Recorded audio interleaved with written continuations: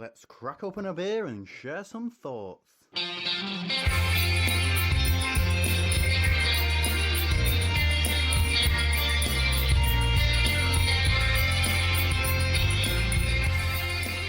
So I'm with Georgina Young, Head Brewer from Fuller's. Welcome to the show.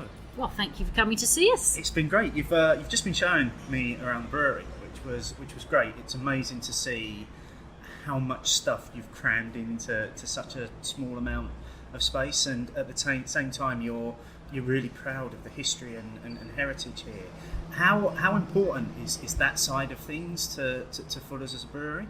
Well, Fuller's have been brewing on this site for 172 years, so the way that we brew is the same as we were, at the turn of the 19th century. So, we've been using mash tuns and copper whirlpools since the early days, and we've carried on brewing with that methodology, but we've kept the old London copper and one of the old mash tuns there for people to view and see, and then you move into the new brew house, which is obviously all stainless steel.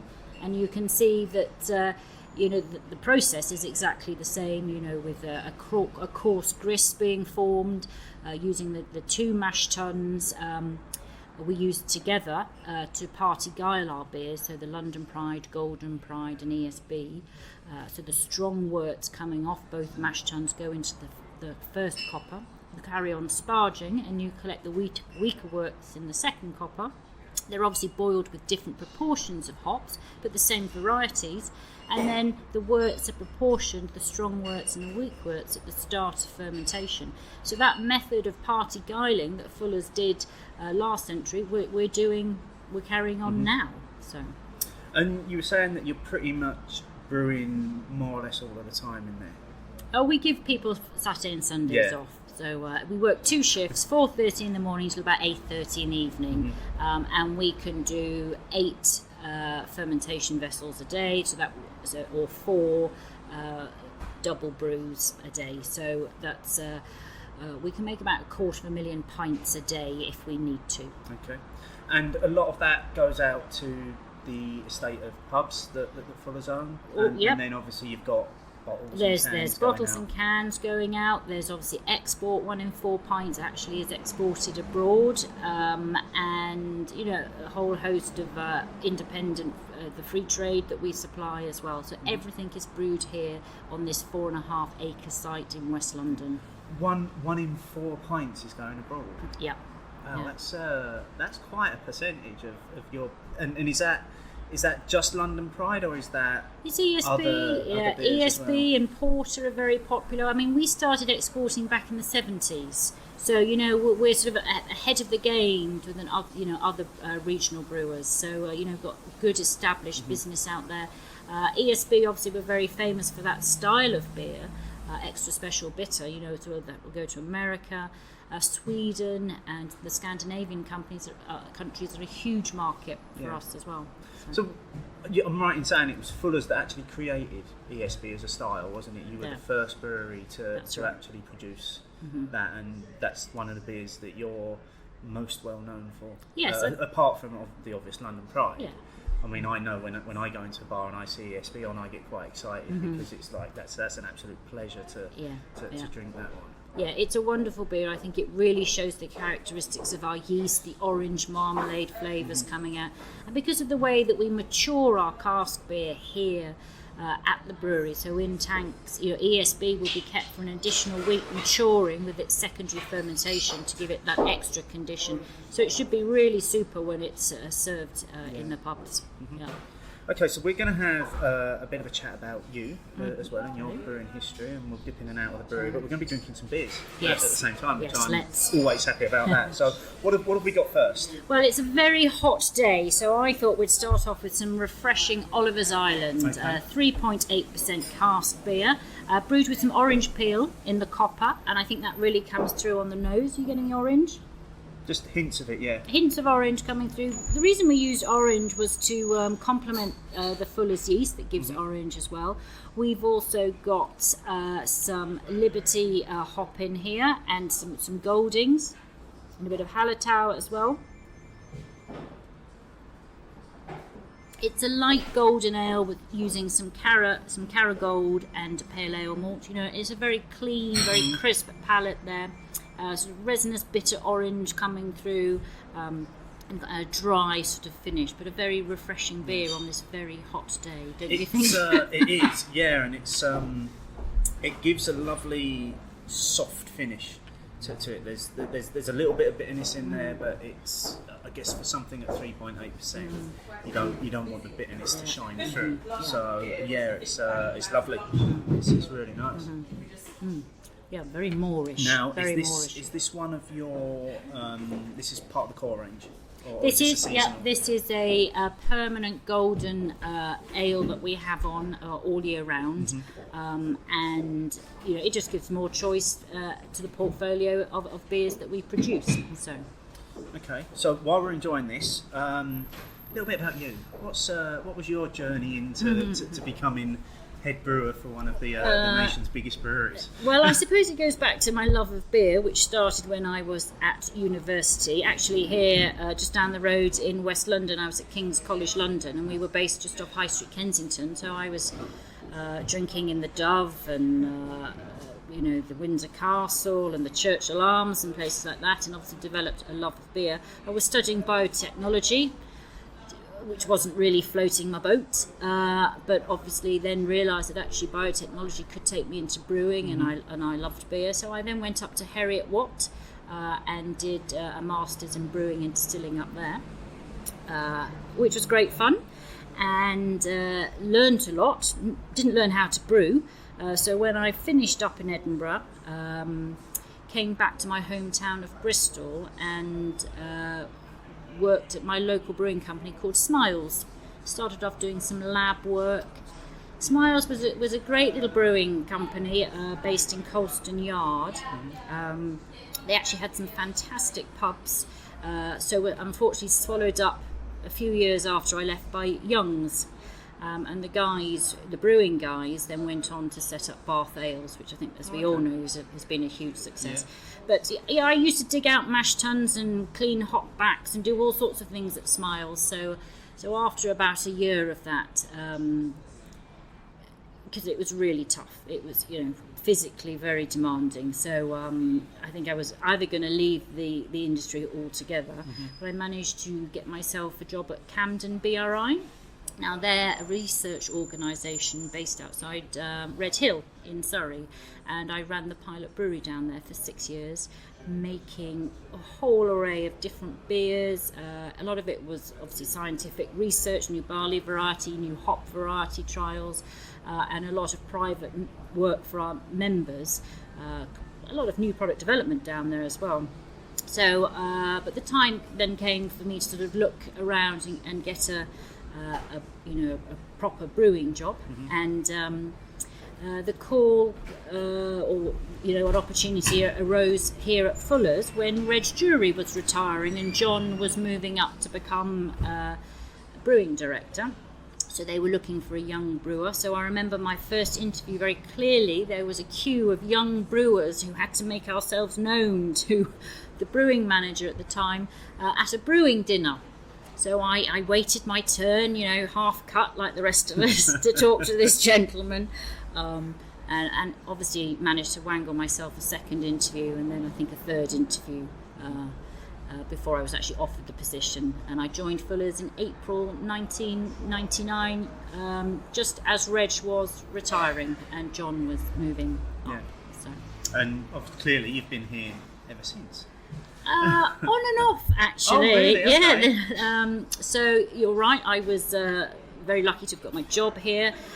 Worked on shift in all sorts of different departments, mainly brewing, but obviously also, had experience of the packaging lines, and then had to run the packaging lines. And I say had to. This is all part of one's development as a young brewer. You learn everything from the start of the process, choosing raw materials, to obviously packaging the beer. So I did that for a while. and then I had a child, which was lovely for me, and actually came back very quickly after the first child, and then became brewing manager and put in the tank farm development, and did all sorts of things. It was a wonderful time. After my second daughter in the end of 2006, actually then it was going to be a bit hard to sort of juggle motherhood, brewinghood. So actually I ran off to be a school teacher for 4 years and taught physics, chemistry and biology in a local comprehensive. Wow. That was a challenge. Let's not go there. So you don't want to talk about that? Don't want to talk about that. Okay. Got the T-shirt.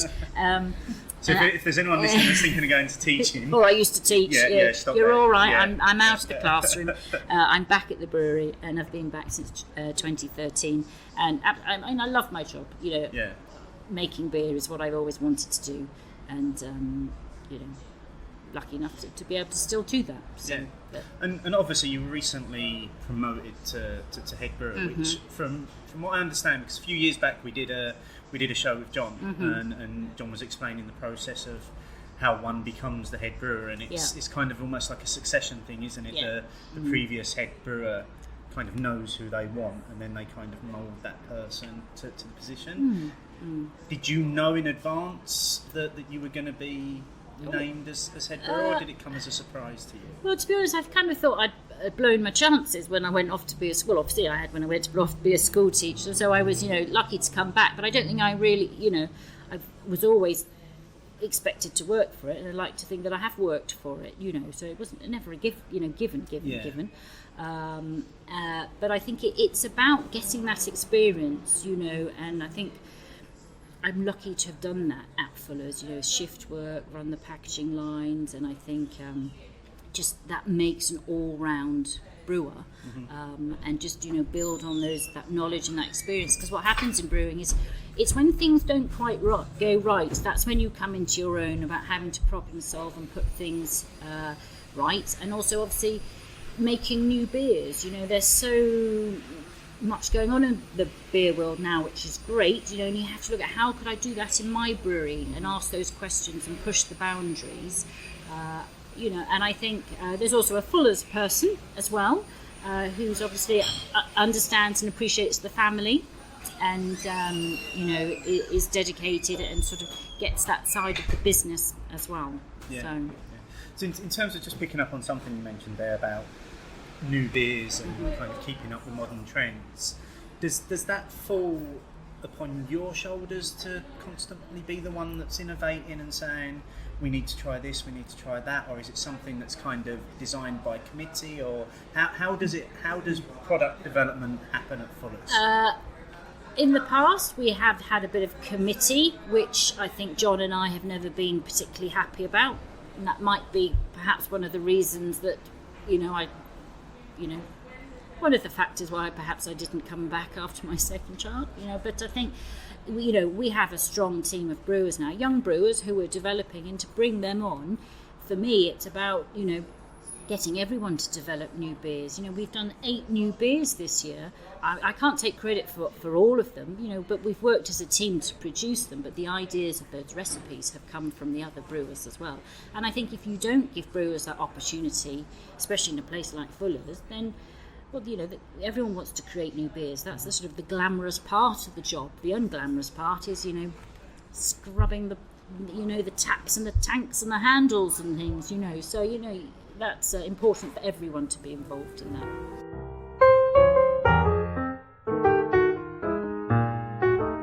Okay, so we've had to move location, which is probably why people can hear a slight change in the atmosphere and the sound, because we were recording in the pub with 2 names that's kind of on the Fuller's site here, but it was beginning to get a little bit busy with all the people coming in for brewery tours. So we've relocated to the Hock Cellar, which is a fantastic room. Can you tell us a little bit about this room before we carry on? Yeah, of course. This is actually where we used to keep the old barrels of hock before it would go out, and they were stored down here, and the barrels would be turned before they were loaded on the drays, and off they went for deliveries. So it's nice and cool down here. We've obviously now We can still get beer down here now because obviously it's part of our visitor tour that we have, and obviously there's lots of memorabilia around, and it tells us the history of the Fullers, the Smiths and the Turners, and showcases all the wonderful beers that we produce. So it's a great space. And this is where the brewery tours start in here. Do they also finish in here as well? Yeah, so if you come on a tour, you actually that you've booked, you meet at the pub, and then you come here and you pick up your high-vis jacket, and before you go off around the brewery, and then you finish in here with a few samples. Okay. So, and what we'll do is we'll put some details in the show notes about where people can go to book the tours as well. Thank you. They can come along and they can experience it for themselves. Because I've been quite lucky today. As I said earlier on, I've got kind of a personal tour. You've showed me around maybe some of the places where the public don't get to see, which I'm really grateful for. But it's great to have been able to done that. Now, changing location, we've also got a new beer to try as well. So what are we sampling now? I think this is Seafarers that we've got here, and Seafarers is a very popular beer. And it's one of our Gales beers. Now, we bought Gales Brewery in 2005. Gales is based down in Horndean, and we weren't very popular for a short while, but actually once we started producing the beers here at Chiswick with some of the Gales brewers, I'll just point out that Anthony came and he works up here, and he still works for us here at Chiswick, and we make HSB, and we've developed Seafarers. So we're using the Gales yeast that we've carefully looked after all that time. And Seafarers is a really lovely, light, refreshing, quite hoppy beer with goldings and fuggles in it. Obviously a very different flavour that you get from the yeast because the yeast strain is different. So let's have a taste of it. So it's quite bitter, it's a really refreshing, sort of a bitter. It's 3.4%, no, 3.6%. But quite drying and resinous, real English hops there, sort of piney and herby. Cask beer, so naturally conditioned. And again, it's actually our second biggest selling beer that we do. Really? Mm-hmm. And this is just as we recall, just yesterday, celebrated quite a significant milestone. That's right. The Seafarers charity is 100 years old on July the 5th. So... and every pint, 5p, is donated to the Seafarers charity. Okay, so while we're talking beers, we've had some questions from some of our listeners about various things, and one of the questions we've had is from Bushcraft Beer at Bushcraft Beer, who was asking about the new seasonal range that you announced at the beginning of the year, and he'd like to know what's the feedback been like on that, and are they selling well? Well, we've always done seasonal beers, but this year marketing have really gone to town with new fonts and labelling, and I think it's just brought the whole programme alive. And I'm not often that complimentary about marketing at all, because obviously it's what's in the glass that's far more important. But I think we've also made some really interesting beers this year. So the first beer that was new to come out was Southern Star. It's a very simple recipe, pale ale malt, and we're just trying to demonstrate the hop, and we're using Galaxy and Ella hops from Australia here to really bring a sort of passion fruit, melon, guava sort of flavours to the beer. And I think it was just quite different from the Spring Sprinter and the other core beers that we have on the bar at the time, and it sold really, really well. And that was on for nearly 2.5 months actually. But also with the seasonal ale programme, we've launched some kegs, and I think this is the first time Fuller's have done a keg seasonal programme. We do obviously make keg beers, so we launched with the Black IPA, and Henry Kirk, one of our brewers, he developed this, and he using traditional carafa malt, so it's basically dehusked, some obviously brown and some chocolate in there, typical IPA in style, and again that has been really, really popular. And I think we have to give these beers a second chance in and bring that back next year for people to have more of an opportunity to drink it, because I think there's also people sort of for some reason, people seem to be a little bit sceptical that can Fuller's really make beers like this? Well, of course we can. We've got great beers, and we've been given a bit of a free rein to do things. So I think you'll see more black IPA next year. We've then moved on in the keg range to an unfiltered lager, and that is 5%, which is what a traditional lager should be. Again, we've kept these beers quite simple to just showcase processes and technology we've got there. So we're using a German Huell melon hop, which gives it a very subtle fruitiness, a very low bitterness, or a traditional lager of 15 bitterness units, very pale in colour. But to maintain flavour, we haven't filtered that beer at all. And again, I think it surprised a lot of people. We're very well known for Frontier, which is a lager with taste, but this is a traditional lager with that very subtle lager taste coming through, and again that's proving very, very popular in this heat. Sticky Wicket and Beachcomber are both beers that we've done before, but we haven't seen on the seasonal programme for a while, so it's great to see those kind of beers back, and again they're doing well. The way we work here at Fuller's is we sort of ask our sales teams for a forecast, and then we know how much of the unusual hop varieties to get in, and then if it sells over that, we're sort of left in a little bit of a stucco trying to get hold of these hop varieties. But we have managed to produce extra Sticky Wicket and Beachcomber this year, because obviously they're all going down incredibly well. So the next beers on the seasonal range program we haven't made yet, so you can talk about them.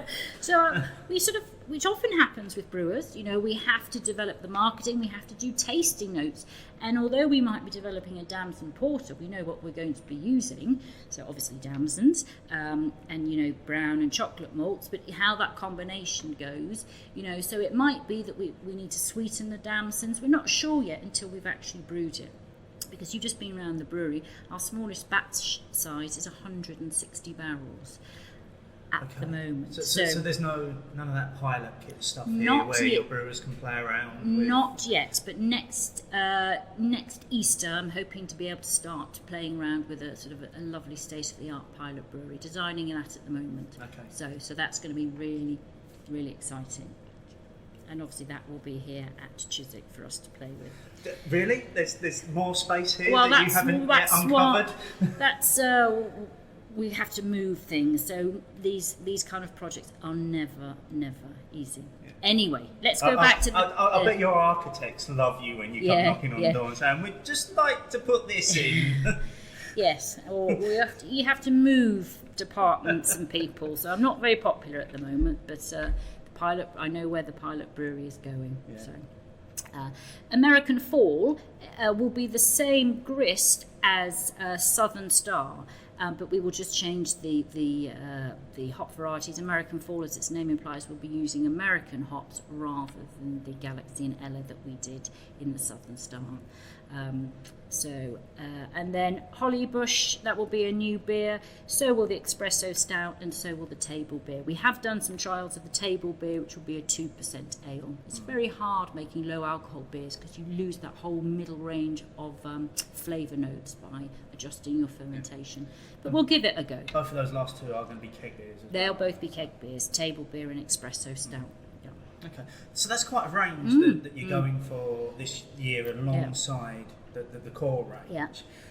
One of the other questions that we had was from the Owl Lady at the Owl Lady, and she was asking that coming in as a head brewer at such a well-established family-run brewery that's got a real solid core range and like a staunch following, do you feel bound by tradition when you're developing new recipes, or do you have the room that you want to play and experiment? I think that's an interesting question. Obviously, I haven't come in as head brewer, and it goes back to our earlier question. You're very much, John, is my mentor, and he's, I've learnt the Fuller's way, because obviously there is a Fuller's way of making beer. But yes, there is a lot more scope now to do things. We are a family brewery, and the family is very, very important to us. But we're not making beers now just for the family. There is a whole world out there who wants different and interesting beers. And I'm hoping we can look at different yeast strains, and we've actually even done a Goza beer this year as well. So I think, again, we're just being allowed to experiment more. So it's a really exciting time for me to be head brewer, and for my team of brewers, because we can be more experimental, especially when we get our pilot brewery. Yeah, absolutely. So still on that theme of the beers, Tim Hickford at T_Hickford said, have you thought of doing more with the Past Masters series? Seems like a great concept that's a little bit underplayed. And are there any plans to do limited cask releases of those beers?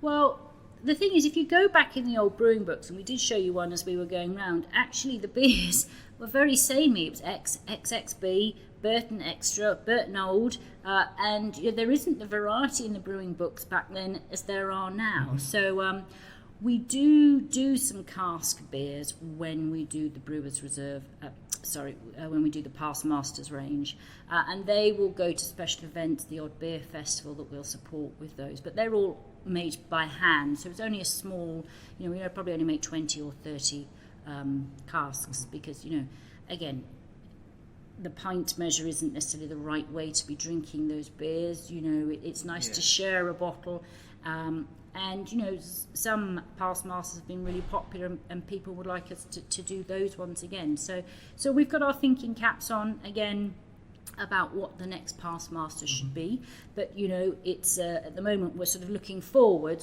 more than looking backwards.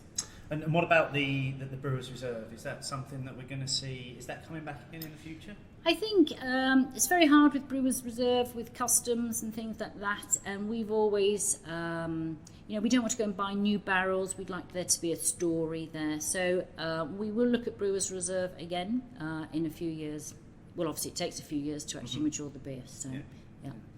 So looking at the, like I say, it's an extensive range of beers. You've got both core, seasonal, all the specials that come out in among that. If you, and this is a question from the Bearded One, at the Bearded One, if you could create another beer for the Fuller's Core range, what would you like that to be? The core range, I think really, if you were developing something to come on all the time, I think you'd really need to know that there was a market out there for it. At the moment we do tend to make the seasonal beers because those are the types of beers we want to make. So that's a really, really tough question, and if I knew the answer, I'd probably be a millionaire, but I'm not. So I think the thing that we've just added to the core range is London Pride Unfiltered. And maybe we should try some of that now with our London Pride, just to see how we're trying to react to what's going on in the beer world at the moment. Yeah. And that's great. It's almost like you read my notes, because I've got some questions about the London Pride Unfiltered as well. So first one, and they're both very similar in terms of what people were asking here. So Jamie Day at Not Just a Beer JD. Unfiltered London Pride felt like a failed try-hard attempt to get into the craft beer market. What's the next move for you in terms of that market? Is that a market for you, or are you guys just going to keep doing what you do? I think, we've been making craft beers for 172 years. So, I mean, what is the craft beer market? Perhaps launching a craft beer rising that wasn't my idea. But, we have London Pride, which is our iconic 4.1% premium ale that is a really well-balanced beer.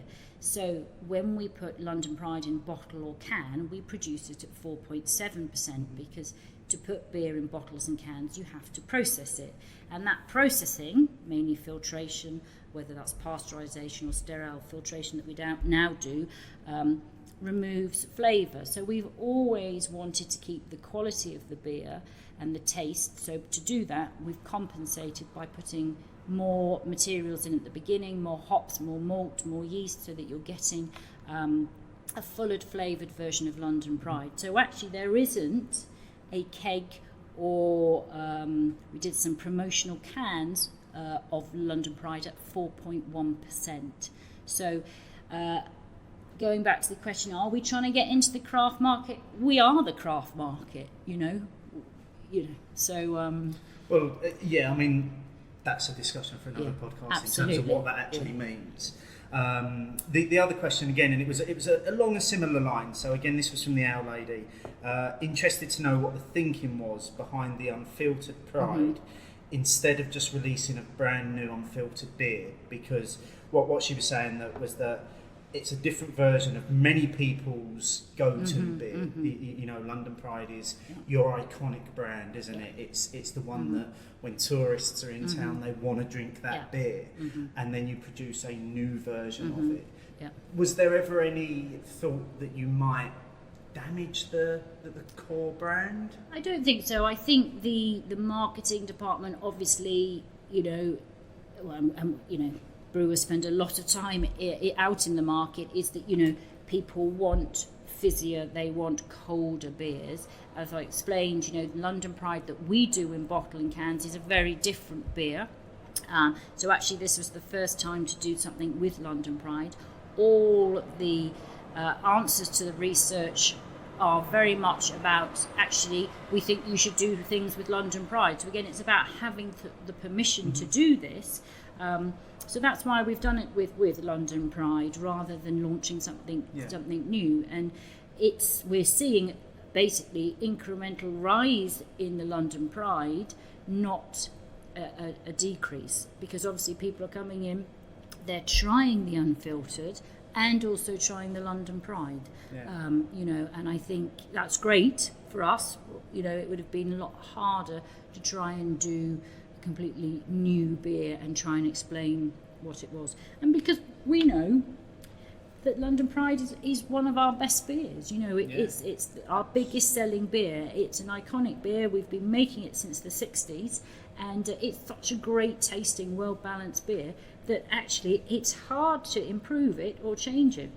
And this is really just a different processing format of it. And like I say, you know, the thing with beer is you don't want to process beer. So this is about giving slightly colder and fizzier beer for people to enjoy without actually having to change or tinker or tamper with the great London Pride itself. Okay. So we've got one of each in front of us now, so we're going to do a bit of a side-by-side with these. Where do we start? Do we start with the original? Let's start with the original, the 4.1%. And, you know, it's a beautiful amber colour. It's got a sweet malty nose to it. Again, its palate is so well balanced. It's got some toffee, it's got some caramel, a bit of raisin there. Very subtle, sort of a herby, piney hop note. Target is one of our favourite hops here because actually, although it provides bitterness, it has a great aroma to it. But you've also got North Down, Challenger and Goldings in London Pride as well. Then it's conditioned in the brewery before it goes into cask to create this great beer. And I don't think you really realise how good London Pride is until you're halfway through your third pint and about to order your fourth, as John always says. I was going to say, when we did the show with him, that was 6. Oh, was it? Yeah, it could be. Mind you, we're doing quite well today. Yeah. And then the London Pride Unfiltered. So similar in colour, just a slight haze to it, and that's because all we're doing really is taking out some of the yeast. You saw the centrifuge as we went round, really big piece of kit. So that's just taking the yeast and some of the larger haze forming compounds out. What we have done to compensate for the coldness, because obviously that will dull your palate, is we've just added some extra Target hops to this beer. So it's exactly the same way that it's brewed, that it's fermented. Then it has a small amount of Target hops added to it. And then after the centrifuge, it has a little bit more of CO2 added before it goes into the kegs. So I was quite surprised when we were walking around that I never realised there was a difference in ABV between cask and London Pride and the bottled version. I was quite surprised by that. Tasting the two side by side, you can get the base beer that's in there, and I think this is the only way to really appreciate the unfiltered version, because I came to the launch. That's where we first met and spoke about doing this, and I think maybe you maybe missed the trick at the launch, not having London Pride on as well. Yeah, to have done them side by side, because I think it really, there's your original, but here's how we've played with it for the modern market to try and bring new drinkers in. That's a really good point, because it's and I think it's getting that message out that actually London Pride in bottle and in keg for export is a different ABV. And the reason we've always done that, the same with ESB, is because that processing that you do with filtration and sterile filtration for kegging and bottling removes a lot of flavour. So whereas this is again about being as natural as you can with the beer. Yeah, and like I say, and I'd say this to any of our listeners, is don't knock it until you've tried it side by side with the original, because I think that's what really allows it to shine. And are we at a stage now where we're seeing, because I know obviously when it was launched to a big sort of fanfare, but it's taken a while to start working its way into the Fuller's pubs. Are we at a point now where we're seeing it in pretty much every pub, or is it still just... It's not in every pub. You know, we will seed things slowly. We want things to work and to be a success. We want to train staff so that if you go into a pub and you ask for a pint, you know they can explain what it is, what the brewers have done to make it different. So it's a slow rollout. But, you know, early indications are that the beer is selling well and it's being, you know, received really well. Brilliant, that's good news, because it's what, sort of almost four months into release February, now? wasn't it? So So that's quite quick that people are picking it up and trying it. One more question about the beers itself, and Martin will kill me if I don't ask this question because he's been banging on at me about it. Chiswick Bitter. Martin's favourite beer. It's one of his favourite beers. He absolutely loves it on cask, and he's devastated to have seen it disappear. Where's it gone, and are we going to see it coming back? Well, Chiswick Bitter is brewed as part of the Party Guile that I think I mentioned right at the beginning. So it is part of the family of Golden Pride, ESB, London Pride. And Chiswick Bitter, again, we're making Chiswick Bitter, but it wasn't selling as well as it should do. With all the other choice and all the other beers that we're making. And if you're not selling and you're not turning over beer in pubs, the beer isn't doing itself any favours. So it wasn't tasting as good as it should have done. And so I think we made it was a really tough decision to say, actually, we need to not make this beer anymore, and give some space for some other beers. We've just discussed the 8 new beers that we're doing this year.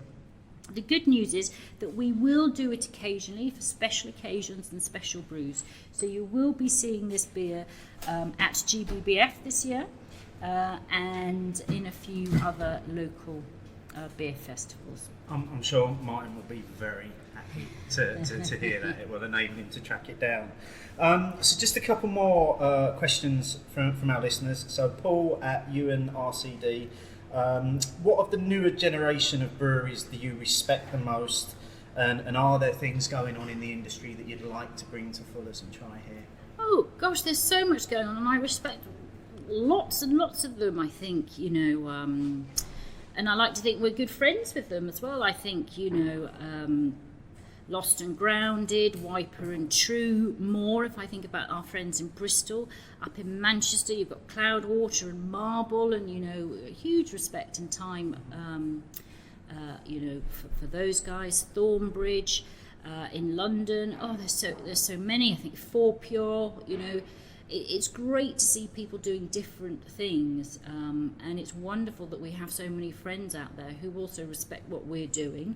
They know we're not trying to copy them or try and do dad dancing, or we will always be true to our roots and our heritage and our quality. But yeah, there's lots going on out there, and I think it's given us permission to do slightly different beers, and I think once we've got our pilot brewery, there might be no stopping us with the change, and actually just moving faster, with bringing new beers out. What about things like collaborations? Is that sort of thing that you guys are into? Because that's obviously everybody's collaborating in the beer world we are days. doing some collaborations. But we've also got a great partnership with Sierra Nevada. I've been lucky enough to actually go up there and brew a 1963 London Pride recipe that we had on in their tap room, and we had some back there. And John's done a collaboration recently, a vintage ale. Our young brewers are out doing collaborations with other brewers, and we've got a collaboration project ongoing at the moment. So perhaps come back in 3 months' time, and I can tell you all about it. And perhaps we could have the other brewers here as well. Okay, that would be great. I'll take you up on that invite. Okay. So just literally 2 more questions. Firstly, what's the beer that you're most proud of? Proud of. People ask me what my favourite. They're like all my children, but I think I've stopped asking people what their favourite is because they never ask it. No, So you always try and find a different way of asking the same question. Okay, I mean, I joined here Fuller's in 1999. In 2002, we were looking at doing a golden ale, and I did a lot of research and lots of testing. And one of the beers I'm probably proudest of is Discovery.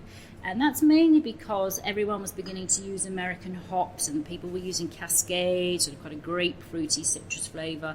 And I said, no, let's do something different. And actually, we did some trials with a hop variety called Liberty. And we launched Discovery, which everyone, always goes on about Discovery. But actually, Discovery was almost our launch pad for beers like Frontier, for Oliver's Island. It's given us the confidence to look at American hop varieties and take them forward in our brewing. So that's always a beer that I'm sort of quite proud of. Okay. So last one. What's next for Fuller's? Obviously, apart from finding more space on this very small site to continue to expand, what can we expect to see from you guys in the next 12, 18 months? Apart from the great range of beers that you're going to be bringing out, any real specials that we can expect to see? I think we'd probably like to have a look at IPAs again. Obviously we have Bengal Lancer, which is very popular. Incredible when you find that on good condition on Yeah, cask. absolutely. Yeah. So I think we might look at that. I think I just need that pilot brewery so that we can really do some interesting things. I think we've demonstrated 8 new beers this year without a pilot brewery. Some of those you'll see again next year. There will be some new beers in next year's seasonal portfolio as well. But I think once we've got that pilot brewery, I think that the world will be our oyster really, and we can start making all sorts of different beers then. Lots to look forward to. Lots to look forward to. And I think, and another thing, perhaps going back to that, what beer am I most proud of? I'm also proud of my team of brewers and nurturing them and, hoping, look at the beers that they produce because, they're doing some really interesting beers. So, and you were saying there's 16 or something? There's 16 in the brewing team, and we've got 6 trained, sort of qualified brewers who, shift brewers as well, so, who are quite creative, but obviously, we'll accept ideas from anyone, whether they're in the brewing team or not.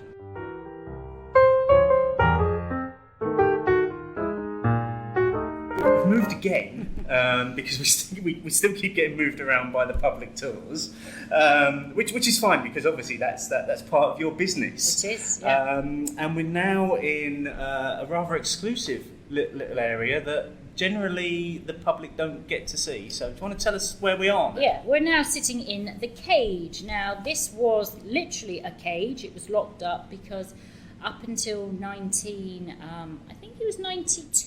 actually, customs was actually, and duty was paid at the point of declaration of your brew house when you got your wort at the start of fermentation. So anything downstream of that you paid duty on. So anything in the cage was locked here so that customs could come in and they could measure and they could monitor your alcohol levels. So we still call it the cage. And this is now where we actually conducted our shelf life tasting. So all the beers around us that you can see is we are keeping here so that we can see how they will age, which is obviously really important when supermarkets are demanding longer and longer shelf lives on beers. We want the beers to be really good for people when they actually take them home and drink them. We have just invested in a new filter, so our bottled beers will be tasting better for longer because of our new filter that we've put in. But also we're very famous for bottle conditioned beers, where actually we filter the beer and we actually add fresh yeast back in. So I've just chosen an IPA. This is actually 18 months old, this sample. So just for us to see how it's aged. And that, I mean, that what you've just said there in ourselves, I imagine right now there's probably a handful of our listeners cringing over what you've said there, over the concept of an aged IPA, because obviously we're in a world at the moment in beer where everybody's encouraging you to drink as fresh as possible, especially when it comes to an IPA. However, you look at the style historically, and it was designed to be aged for a long journey so that it tasted at its absolute premium. So this is a bottled IPA. It's bottled. It's also bottle conditioned. So the IPA that we've been making here at Fuller's for many years is a traditional English IPA that obviously would have gone on ships for a long time. So it's got more hops in there, Fuggles and Golding, slightly higher alcohol at 5.3% than our premium ales, and obviously we've got the yeast in there to try and protect it for longer. So we've got a lovely head on that beer and some lacing.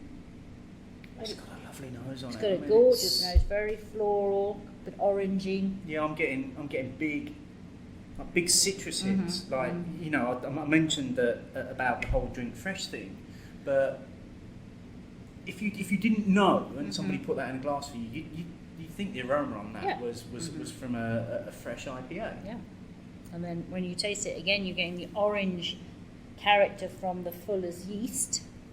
Quite earthy, sort of dryness coming from the Fuggles hops. You've got the orange, the spiciness coming from the Goldings, and you've got that lovely balanced malt biscuit note coming through as well.